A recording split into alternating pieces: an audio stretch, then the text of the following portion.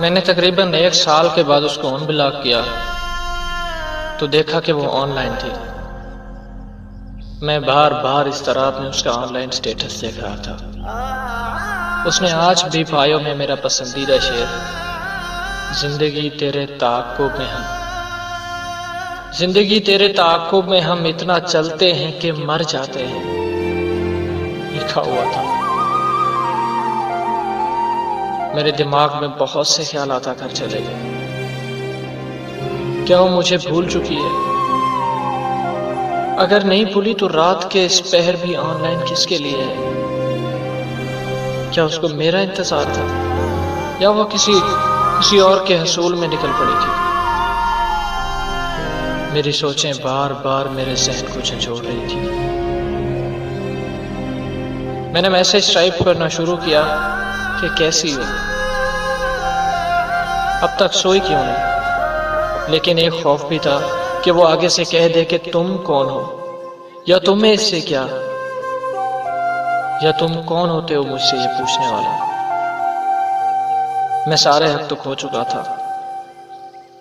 मैं उसे अपने हाथों बेइज्जत करके जिंदगी से बेदखल कर चुका था।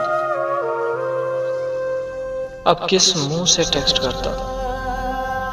लेकिन एक बार फिर उसकी आवाज सुनने को, उसके मुंह से अपना नाम सुनने को दिल चाह रहा था। मैंने कई बार यही फिक्रा तुम कैसी हो लिखकर मिटा दिया।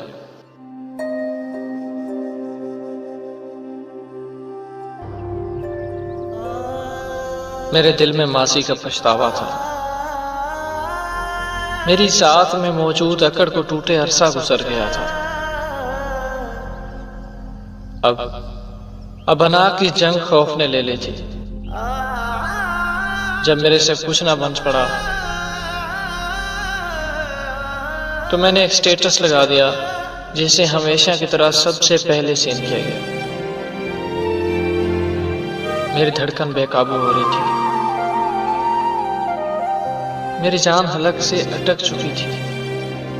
मैं शिद्दत से उसके मैसेज का इंतजार कर रहा था कि उसकी जानब से एक स्टेटस लगाया गया कि मैं किसी और की अमानत हूं, और मेरे सीन करते ही वो स्टेटस डिलीट हो चुका था। अब मेरा वहम यकीन में बदल गया था। मैं उससे सवाल करना चाहता था, मगर कैसे? उसके 1 साल की अज़ियत को मैं अब महसूस कर रहा था। उसकी हालत ज़ार मुझे अब समझ आ रही थी। वो किस करब से गुजर रही थी मैं महसूस कर पा रहा था। मैंने दोबारा उसको ऑनलाइन देखना चाहा, मगर वहां फकत एक सफेद धब्बा मौजूद था और बायो भी गायब हो चुकी थी। यकीनन वो मुझे ब्लॉक कर चुकी थी। मेरे आंसू मेरे हाथों पे गिरकर खामोश हो गए, और मेरे दर्द की एक लहर मेरे वजूद से उतर गई।